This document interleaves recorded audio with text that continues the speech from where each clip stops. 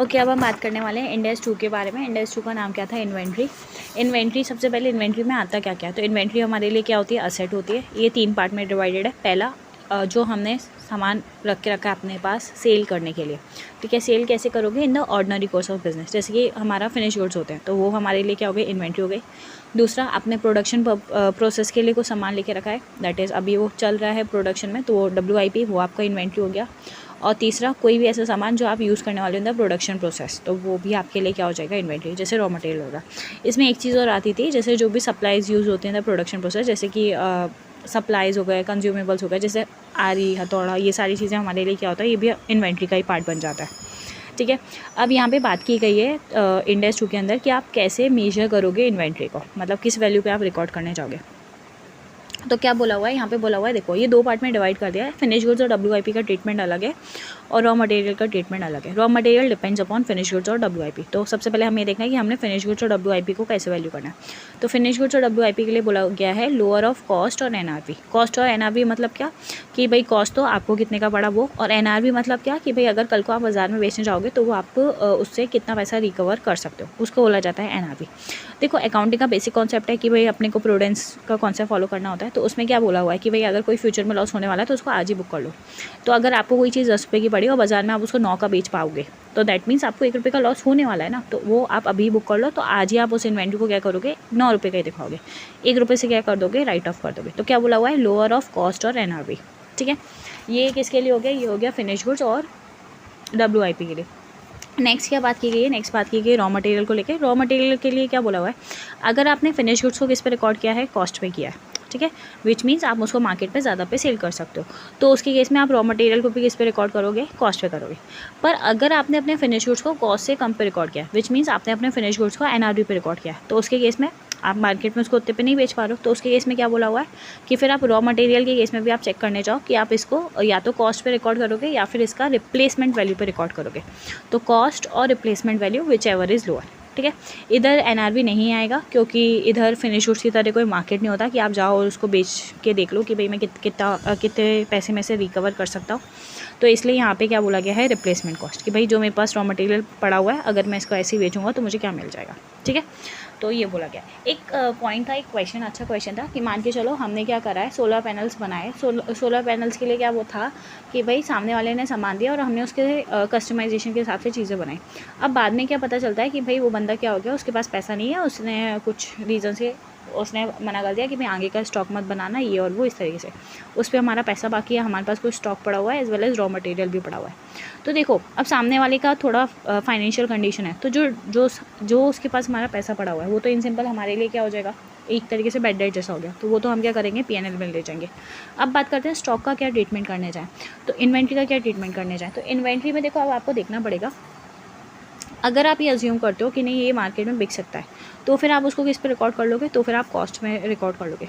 पर due to the nature कि भाई वो आपने क्या बनाया है, उसको स्पेसिफाइड पर्पस से बनाया है कि भाई जो यूज़र का रिक्वायरमेंट है उसके हिसाब से आपने बनाया है, तो देयर माइट भी चांसेस कि भाई इसके लिए मार्केट अवेलेबल हुई ना और फिर आप उसको ना बेच पाओ, तो उसके केस में आपको क्या करना पड़ेगा? फिर पूरा का पूरा PNL में चार्ज करना पड़ेगा। तो अकॉर्डिंगली आपको वो देख के डिसाइड करना पड़ता है, ठीक है। फिर इसके अलावा इधर एक पॉइंट और है कि आपको जो इन्वेंट्री को रिकॉर्ड करना होता है वो या तो आप आइटम बाय आइटम रिकॉर्ड करते हो या फिर आप ग्रुप बेसिस पे करते हो। आइटम बाय आइटम का क्या मतलब है कि भाई मेरे पास जैसे 3 शर्ट है, तो फर्स्ट शर्ट को अलग, सेकंड शर्ट को अलग, थर्ड शर्ट को अलग, ऐसे अकेला अकेला देखोगे, उसको देखने जाओगे कि फर्स्ट शर्ट को इतने का खरीदा था, उसका NRV इतना है, सेकंड को इतने का खरीदा तो उसका NRV कितना है। इस तरीके से कर सकते हो, जैसे इसको बोला जाता है item by item. Second option है कि आप उसको क्या कर सकते हो? ग्रुप बेसिस पे कर सकते हो। ग्रुप बेसिस का मतलब क्या हो गया कि भाई टोटल सारे शर्ट्स का टोटल मारा और देखा कि इसका इतना कॉस्ट है, इतना इसका इतना NRV है, और उस बेसिस पे आपने उसको क्या कर लिया? रिकॉर्ड कर लिया। तो ये आपके पास चॉइस है, आप जिस भी हिसाब से करना चाहो आप उस हिसाब से रिकॉर्ड कर सकते हो, ठीक है। फिर नेक्स्ट क्या बोला हुआ है कि इन्वेंट्री को आपको रिकॉर्ड करना होता है at each balance sheet day, ठीक है। हम इन्वेंट्री को लिखने जाते हैं अपने बुक्स के अंदर, क्लोजिंग स्टॉक लिखते ही थे ना, जैसे अपने ट्रेडिंग में लेके जाते थे, बैलेंस शीट में लेके जाते थे, तो वो वही चीज़। तो ये क्या है हमारे लिए? ये एक इवेंट होता है बेसिकली, ये यहाँ पे कोई ट्रांजैक्शन नहीं हो रही है, तो इसको हम डायरेक्टली क्या करते हैं? बुक्स के अंदर रिकॉर्ड कर देते हैं, ट्रेडिंग के अंदर, और अपने मतलब अगर फाइनल के लिए बात करें तो उसके लिए हमारा क्या बनता है? उसमें हमारा PNL बनता है और बैलेंस शीट बनती है, तो उसके अंदर हम डायरेक्टली लेके चले जाते हैं। इसके लिए कोई जर्नल एंट्री नहीं होती, डायरेक्ट अपने फाइनल अकाउंट में दिखा देते हैं, ठीक है। अब हम बात करने जाएँ इन्वेंट्री को कि भाई हमने बोला ना कि कॉस्ट और एनआरवी, तो कॉस्ट कैसे निकलती है और एनआरवी कैसे निकलती है। तो पहले बात करते हैं कॉस्ट की, ठीक है। तो कॉस्ट किसको बोला जाता है, तो कॉस्ट बोला जाता है वो सारा खर्चा जो आपने करा कि भाई आप अपनी इन्वेंट्री को उस कंडीशन में लेके आओ या फिर उस लोकेशन पे लेके आओ कि आप उसको यूज़ कर पाओ, ठीक है। जो भी आप खर्चा करो अपने पास लाने तक के लिए उसको क्या बोला जाता है, उसको बोला जाता है कॉस्ट, ठीक है। तो क्योंकि हमें क्लोजिंग स्टॉक का वैल्यू चाहिए तो हमें उसके लिए कॉस्ट तो निकालना पड़ेगा। तो उसके लिए सबसे पहले हमें कॉस्ट निकालना पड़ता है किसका, कॉस्ट ऑफ परचेज या कॉस्ट ऑफ प्रोडक्शन। अगर ख़रीदा है तो परचेज आ जाएगा, अगर बना रहे हो तो प्रोडक्शन आ जाएगा। तो कॉस्ट ऑफ परचेज कैसे निकलता है, तो कॉस्ट ऑफ परचेज के लिए आप क्या करोगे, परचेज प्राइस रखोगे जितने में ख़रीदा वो, कोई आपको ट्रेड डिस्काउंट या रिबेट मिला तो उसको आप क्या कर दोगे, माइनस कर दोगे, ठीक है। आपके पास अगर कोई टैक्सेस लग रहे हैं जैसे इम्पोर्ट ड्यूटीज़ या कोई दूसरे टैक्सेस जीएसटी वगैरह जो नॉन रिफंडेबल नेचर के, तो आप उसको क्या करोगे, ऐड कर दोगे। नॉन रिफंडेबल मतलब जैसे जीएसटी का क्रेडिट मिल जाता है तो अपने क्या उसको ऐड करने जाएंगे, नहीं करने जाएंगे। पर अगर हमें क्रेडिट नहीं मिलेगा तो हम ऐड करेंगे, हाँ तो हम ऐड करेंगे, ऐसा, ठीक है। नेक्स्ट आता है transportation of rate charges, other handling cost, जैसे कि for example loading unloading charges हो गए, ऐसा कुछ, ठीक है। इसके अलावा इंश्योरेंस हो गया परचेस के ऊपर, वो हम ऐड कर देंगे। ब्रोकरेज दिया हमने, कोई बाइंग कमीशन दिया, इंडिपेंडेंट एजेंट को हमने कोई ब्रोकरेज दिया, तो वो सारी चीज़ें हम क्या कर देते हैं, ऐड कर देते हैं। फिर उससे हमारा क्या आ जाता है, कॉस्ट ऑफ परचेस। पर अगर हम बना रहे हैं, प्रोड्यूस कर रहे हैं गुड्स, तो उसके केस में कैसे कॉस्ट आएगी, तो उसके लिए बोला हुआ है मटेरियल का वैल्यू ऐड कर लो, लेबर का वैल्यू ऐड कर दो और ओवरहेड्स का वैल्यू ऐड कर दो। ओवरहेड में दो तरह के ओवरहेड आते हैं, वेरिएबल ओवरहेड जैसे कि हमारा डिज़ाइनिंग कॉस्ट, तो वो ऐड हो जाएगा। सेकेंड आते हैं फिक्स्ड ओवरहेड, उसमें आता है हमारा जैसे डेप्रिसिएशन हो गया फैक्ट्री के ऊपर, बिल्डिंग के ऊपर, प्लांट के ऊपर, अपना रेंट हो गया फैक्ट्री का, अपना एनर्जी कॉस्ट हो गया। लेट्स से हमने फिक्स करा दिया कि भाई मिनिमम इतना इतना तो हमारा इलेक्ट्रिसिटी का बिल आएगा ही आएगा। तो ये सारी चीज़ों को अपने ऐड करते हैं और हमारा क्या आ जाता है, कॉस्ट ऑफ प्रोडक्शन। अब ये जो कॉस्ट ऑफ प्रोडक्शन आया इसके बेसिस पे अपने क्या निकालते हैं, कॉस्ट पर यूनिट निकालते हैं। टोटल आपके पास कॉस्ट आ गया परचेज़ का या कॉस्ट ऑफ प्रोडक्शन आ गया, उसको डिवाइड कर दो नंबर ऑफ़ यूनिट से, कितनी आपने खरीदी या बनाई, तो उससे क्या आ जाएगा, कॉस्ट पर यूनिट आ जाएगा, ठीक है। अब आपके पास पर यूनिट का कॉस्ट है, ईयर एंड के बाद पर आपके पास स्टॉक तो पड़ा ही होगा, क्लोजिंग स्टॉक, तो कॉस्ट पर यूनिट को मल्टीप्लाई कर दो क्लोजिंग स्टॉक से, तो उससे क्या आ जाएगा, आपका क्लोजिंग वैल्यू आ जाएगा इन्वेंट्री का। डन। तो सेकंड आपको कौन सा वैल्यू निकालना रहेगा, कॉस्ट ऑफ परचेज था, तो एक तो सामान बचा होगा, दूसरा आपने कौन सामान यूज़ किया होगा, तो जो सामान यूज़ किया होगा उसको क्या बोला जाता है, कॉस्ट ऑफ गुड्स सोल्ड। तो कॉस्ट ऑफ गुड्स सोल्ड कैसे आता है, तो टोटल आपने परचेज़ किया उसमें से जो बचा वो आपने यूज़ कर लिया, तो उसको क्या बोल देंगे, cost of purchase minus cost of closing stock, तो वो जो यूज़ कर लिया वो क्या हो गया, कॉस्ट ऑफ गुड्स सोल्ड। तो एक तरीका तो ये हो गया। दूसरा तरीका क्या कर सकते हो, आपने जितने यूनिट्स बेचे मल्टीप्लाई कर दो उसका, आपने जितना उसका कॉस्ट पर यूनिट था निकाला वो, उससे तो भी आपका क्या आ जाएगा, कॉस्ट ऑफ गुड्स सोल्ड आ जाएगा, ठीक है। एक और पॉइंट होता है that is total cost of goods sold, जिसको अपने बोलते हैं COGS, कॉस्ट ऑफ सेल्स या COGS जो भी बोलना है, ठीक है। वो कैसे आता है, तो उसके लिए आपको चाहिए कॉस्ट ऑफ ओपनिंग स्टॉक, आपके पास लास्ट ईयर का कुछ स्टॉक पड़ा होगा जो आपने इस साल में यूज़ किया तो वो रखो, प्लस आपने इस साल में जो खरीदा कॉस्ट ऑफ परचेज या प्रोडक्शन वो रखो, और जो बच गया वो आप कॉस्ट ऑफ क्लोजिंग स्टॉक वो आप क्या कर दो, माइनस कर दो, तो उससे आपका क्या आ जाएगा, उससे आपका आ जाएगा total cost of goods sold या फिर COGS। डन। तो ये हमारा बात किया गया, अगर इन्वेंट्री हम परचेज़ करें तो उस टाइम पे हम क्या क्या चीज़ों को ऐड करेंगे, पर कुछ चीज़ें ऐसी भी तो होंगी जो हम ऐड नहीं करेंगे, तो कुछ स्पेसिफिकली पॉइंट बोले गए, कुछ भी हो जाए तो भी आपको इनको ऐड नहीं करने जाना है, जैसे कि फॉर एग्जांपल एबनॉर्मल लॉस, तो एबनॉर्मल लॉस को क्या हम ऐड करने जाएंगे, नहीं। दूसरा डायरेक्टली PNL में चला जाता है। दूसरा आपने स्टोरेज कॉस्ट कुछ करा, storage cost unless and until वो क्या है कि भाई नेसेसरी ही है कि भाई वो चाहिए, जैसे वाइन के केस में हमें स्टोर करने के लिए खर्चा करना ही पड़ता है, तो वो हमारे लिए क्या हो गया, नेसेसरी हो गया, तो वो हम इन्वेंट्री में ऐड कर देते हैं, ठीक है। अदरवाइज़ हम क्या करेंगे, उसको PNL में लेके जाएंगे।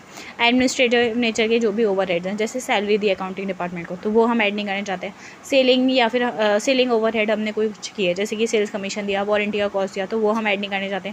हमने कोई कैश डिस्काउंट दिया या फिर कोई हमने अर्ली सेटलमेंट डिस्काउंट दिया, डिस्काउंट क्यों दे रहे हैं, ताकि पैसा जल्दी मिले, तो वो हम यहाँ ऐड नहीं करने जाते हैं, ठीक है। हमने कोई इंटरेस्ट कॉस्ट लगाई तो वो हम ऐड नहीं करने जाते, वो हमें हमारा PNL का पार्ट बनेगा, यहाँ पे नहीं बनेगा, ठीक है। तो वो सारी चीज़ों को अपने कभी भी ऐड नहीं करने जाते, ठीक है। इसके बाद यहाँ पे बात की गई है फिक्स ओवरहेड को लेके। फिक्स ओवरहेड का कैलकुलेशन कैसे करते हैं, तो देखो सबसे पहले हमें क्या चाहिए, हमें चाहिए कि हमने कितने यूनिट्स बनाए या फिर कितना नॉर्मल यूनिट्स हम बना सकते थे, ठीक है, वो देखेंगे। तो नॉर्मल यूनिट्स तो क्वेश्चन में गिवन ही होता है, हमें निकालना है सबसे पहले हमने कितने यूनिट्स बनाए। तो कैसे निकालेंगे, सिंपल है, क्लोजिंग स्टॉक बचा हुआ है और यूनिट्स खरीदे होंगे, तो ये मतलब हमारे पास टोटल स्टॉक है, इसमें से कुछ स्टॉक हमारे पास ओपनिंग में पड़ा होगा तो वो आप माइनस कर दोगे, तो उससे आपको पता चल जाएगा कि आपने कितने यूनिट्स बनाए, ठीक है। तो यूनिट्स प्रोड्यूस और नॉर्मल स्टॉक आपको वो देखना है, उन दोनों में से जो भी हायर होगा वो आप लोगे। अगर आप ज़्यादा बना पाए हो तो वो अच्छी बात है, तो आप वो ले लो, या फिर आपने बनाया कम है पर जो नॉर्मल अलाउड लिमिट थी वो ज़्यादा थी, तो आप नॉर्मल को लेके चलोगे, ठीक है। तो आपके टोटल फिक्स ओवरहेड्स को आप डिवाइड कर दोगे, जो भी आपका हायर वैल्यू आएगा वो, तो उससे आपका क्या आ जाएगा, फिक्स्ड ओवरहेड रिकवरी रेट आ जाएगी पर यूनिट की, कि भाई हम एज अ कंपनी हम एक्सपेक्ट करते हैं कि हमारा पर यूनिट का खर्चा ये होगा, ठीक है। अब आप निकालने कैसे जाओगे, कितना फिक्स ओवरहेड का कॉस्ट को हम एलोकेट करेंगे प्रोडक्शन के अंदर, तो जो भी हमारा रिकवरी रेट आया उसको मल्टीप्लाई कर दो with the actual unit produce, ठीक है। तो अगर आपका बैलेंस बच रहा है फिर भी फिक्स्ड ओवरहेड का, तो आप क्या करोगे, वो आप P&L में लेके जाओगे कि भाई ये जो फिक्स्ड ओवरहेड है वो अपने यूज़ नहीं कर पाए हैं, दैट इज़ हमारा अनएब्जॉर्ब फिक्स्ड ओवरहेड का जो खर्चा है वो हम क्या करेंगे, P&L में चार्ज कर देंगे। तो यहाँ पे कितना करते हैं, जितना हमारा ये रिकवरी रेट के हिसाब से निकल के आता है, बस वो, ठीक है। इसके अलावा यहाँ पे एक पॉइंट बोला गया है कि देयर माइट बी सिचुएशन कि आपने कभी क्या करा हो, असेट को इन्वेंट्री को खरीदा हो और डेफर सेटलमेंट में खरीदा हो। डेफर सेटलमेंट मतलब क्या, कि भाई आप उसका पेमेंट कर रहे हो without beyond the normal credit terms. तो ऐसा तो होगा नहीं कि सामने वाला आपको 1 लाख की चीज़ आप उसको 1 साल बाद पे पेमेंट करोगे तो वो 1 लाख रुपये में देगा, he is going to charge some interest, ठीक है। अब वो क्या बोलेगा कि भाई ठीक है आज नहीं ले रहा, अगले साल ले रहा है तो 1,10,000 दे देना। तो जो आपने ये जो एक्स्ट्रा पेमेंट किया ना, इसको क्या बोला, इसको बोला जाएगा इंटरेस्ट, और इंटरेस्ट का यहाँ पे ऑफिशियल नाम है दैट इज़ फाइनेंस कॉस्ट। तो ये फाइनेंस कॉस्ट को हमें क्या करना रहता है, P&L में चार्ज करना रहता है। हम हमारे यहाँ पे तो इन्वेंट्री को किस पे रिकॉर्ड करेंगे, तो that is normal purchase price जो है, हमारा कैश प्राइस जो है उसी पे रिकॉर्ड करने जाएंगे, ठीक है। अगर नॉर्मल परचेज प्राइस नहीं दिया तो डिस्काउंटिंग फैक्टर दिया होगा, तो उसका हम PV करके कैश आउटफ्लोज का PV करके हम क्या कर सकते हैं, नॉर्मल परचेज प्राइस निकाल सकते हैं, ठीक है। सिंपल पॉइंट है। देन इसके बाद कभी कभी ऐसा होता है कि हम क्या करते हैं, एक से ज़्यादा प्रोडक्ट्स को प्रोड्यूस करते हैं साथ में, ठीक है। तो उसके केस में हम उसका फिर कॉस्ट कैसे निकालने जाएँ, तो देखो जो स्पेसिफिक किसी प्रोडक्ट की कॉस्ट है तो वो तो उसी में जाएगी। आप सबसे पहले ये देख लो कि आपका टोटल जॉइंट कॉस्ट कितना है, वो जॉइंट कॉस्ट आया, उसमें से आप क्या करोगे, टोटल कॉमन कॉस्ट निकाला आपने, उसमें से आप क्या करोगे, सबसे पहले अगर कोई बाय प्रोडक्ट बना है तो उसका NRV माइनस कर दोगे। NRV मतलब नेट सेलिंग प्राइस, वो अपने माइनस करने जाएंगे, that is net realisable value, वो माइनस करने जाएंगे। वो माइनस करने के बाद आपने शायद से उसको उसमें से कुछ स्क्रैप बचा वो भी बेच दिया हो, तो आप क्या करोगे, जो स्क्रैप सेल करके आपको पैसा मिला वो भी माइनस कर दोगे, ठीक है। अब क्या आ गया, आपके पास जॉइंट कॉस्ट आ गई, मतलब ये वही कॉस्ट है जो हमने इन दोनों प्रोडक्ट्स पे लगाई। अब इस कॉस्ट को आप कैसे बाइफरकेट करोगे, तो इस कॉस्ट को आप क्या करोगे, यूनिट्स में बाइफरकेट। यूनिट्स में किस बेसिस पे बाइफरकेट करोगे, तो ऑन द बेसिस ऑफ उनका सेल प्राइस। तो आप रेशियो निकालोगे सेल वैल्यू का of their total units produced, ठीक है। लेट्स से मैंने 100 यूनिट्स इसकी बनाई, 200 यूनिट इसकी बनाई, 100 यूनिट को मैं 2 रुपये में बेचती हूँ और 500 यूनिट को मैं 1 रुपये में बेचती हूँ। तो 100 यूनिट इंटू 200 रुपये 500, तो 200:500। तो 2:5 के रेशियो में क्या हो जाएगा, जो आपकी जॉइंट कॉस्ट निकल के आई वो आप क्या कर दोगे, बाइफरकेट कर दोगे। तो सिंपल सा पॉइंट है ये भी, ठीक है। देन नेक्स्ट क्या बोला है, नेक्स्ट बोला हुआ है कॉस्ट मेजरमेंट टेक्निक्स या फिर फॉर्मूला। आप कॉस्ट को कैसे मेजर करने जाओगे, तो there are 2 types of inventory. एक होती है आपकी ऐसी इन्वेंट्री जो इंटरचेंजेबल नहीं होती है, मतलब आपने कस्टमर के स्पेसिफिक रिक्वायरमेंट के हिसाब से बनाई होगी, तो उसके केस में आप क्या करोगे, तो आपके उसके लिए स्पेसिफिकली कॉस्ट को कैलकुलेट करना पड़ेगा। देन नेक्स्ट आती है इंटरचेंजेबल इन्वेंट्री। इंटरचेंजेबल मतलब कि भाई आप उनको जैसे चाहे ये पेन यूज़ करो चाहे वो पेन बेचो, कोई फ़र्क नहीं पड़ने वाला, उस तरीके की। तो उसके केस में क्या है, उसके केस में हमारे 2 अलग अलग मेथड दिए गए हैं, दैट इज़ एक हिस्टोरिकल कॉस्ट, दूसरा हमारा non historical cost. Historical cost मतलब क्या होता है कि आपके पास डेटा अवेलेबल है, आप उसके बेसिस पे कैलकुलेशन करो। तो एक तो आपके पास क्या ऑप्शन है कि आप फीफो के बेसिस पे कैलकुलेशन कर सकते हो, मतलब जो चीज़ आपने पहले खरीदी होगी वो चीज़ को आप पहले बेचने जाओगे, उसकी कॉस्ट आप लोगे कि भाई वो पहले बिक गई और जो एंड में खरीदी होगी वो हमारे पास बची होगी, ठीक है। सेकंड मेथड क्या आता है, weighted average cost. Weighted average कैसे आता है, तो opening stock plus purchase divided by opening units plus units purchase या फिर प्रोड्यूस। तो नॉर्मल एवरेज जैसे करते हैं वो आप निकाल सकते हो। नॉन हिस्टोरिकल कॉस्ट मतलब आपके पास क्या है, डेटा नहीं है, तो उसके केस में आप क्या करते हो, या तो आप रिटेल मेथड यूज़ करते हो या आप स्टैंडर्ड कॉस्ट मेथड यूज़ करते हो। रिटेल मेथड मतलब क्या, कि आपने क्या करा, अपना कॉस्ट पकड़ा और उस पर आपने एक परसेंटेज मार्जिन का फिक्स कर दिया कि भाई मैं इतना पैसा उस पर मार्जिन कमाऊँगा और फिर आप मैं उसको बेचूंगा। जैसे 100 रुपये की चीज़ है, मैंने 20% फिक्स कर दी, तो आपको 120 की बिकी रही है, तो उसको अपने क्या बोल देते हैं, रिटेल मेथड या फिर adjusted selling price method. Second method क्या है, स्टैंडर्ड कॉस्ट मेथड। मैंने फिक्स कर दिया 120, तो अब मैं उसको 120 का ही बेचूंगा, तो उसको अपने क्या बोलते हैं, उसको अपने बोलते हैं स्टैंडर्ड कॉस्ट मेथड। जब आप फॉर्मूला यूज़ करोगे तो आप सारी इन्वेंट्री के लिए जिनका सेम नेचर और यूज़ है उनके लिए आप सेम कॉस्ट फॉर्मूला लगाओगे, ठीक है। एक जैसे नेचर और यूज़ वाली इन्वेंट्री के लिए एक ही कॉस्ट फॉर्मूला लगेगा। लास्ट में एनआरवी की बात की गई है कि आप एनआरवी कैसे निकालने चाहते हो। तो एनआरवी देखो, आप किसी चीज़ को इतने में बेच सकते हो, बेचने के लिए आपको कुछ खर्चा करना पड़ा है। खर्चा मतलब कुछ कंप्लीशन कॉस्ट हो सकता है, कुछ सेलिंग कॉस्ट हो सकता है। वो जैसे कंप्लीशन कॉस्ट में बात करने जाए तो प्रोसेसिंग करना बाकी है, पैकेजिंग करना बाकी है, तो वो खर्चा, और सेल्स वगैरह का कमीशन करना देना बाकी है, तो वो खर्चा। तो आप क्या करोगे, ये सारे खर्चों को माइनस कर दोगे। तो लेट्स से कोई चीज़ 20 रुपये की बिकेगी, 20 रुपये की बेचने के लिए मुझे 3 रुपये का खर्चा करना पड़ा है, तो 20 रुपये में से 3 रुपये मैं माइनस कर दूँगी। तो जो बचा उसको क्या बोला जाता है, उसको बोला जाता है NRV, that is net realisable value. अभी आज की तारीख में मुझको इस जो सामान पड़ा हुआ है उससे मुझे क्या मिलेगा। हमने स्टार्टिंग पढ़ना कैसे चालू किया था, इन्वेंट्री को कैलकुलेट करने का तरीका क्या है, कॉस्ट और NRV which ever is lower. तो अब तक हम कॉस्ट की बात कर रहे थे, तो ये हो गई एनआरवी की बात, ठीक है। अब देखो, आपको आज तो पता नहीं होगा ना कि आप इसको कितने में बेच सकते हो। तो हम आज मार्च में खड़े हैं, तो कल को हमारे पास, हम ऐसा तो है नहीं मार्च के बुक्स मार्च में ही फाइनल कर सकते हैं, तो हमारे पास क्या होता है, अप्रैल का टाइम पीरियड होता है। तो अप्रैल में तो पता है ना कि हमने इसको कितने में बेचा, तो हम वो डेट लेके क्या कर सकते हैं, वो वाला प्राइस लेके अपने क्या कर सकते हैं, मार्च का क्लोजिंग इन्वेंट्री का वैल्यू निकाल सकते हैं। तो जो हमारा पूरा इंडेक्स था वो मेजर यही बात करता है।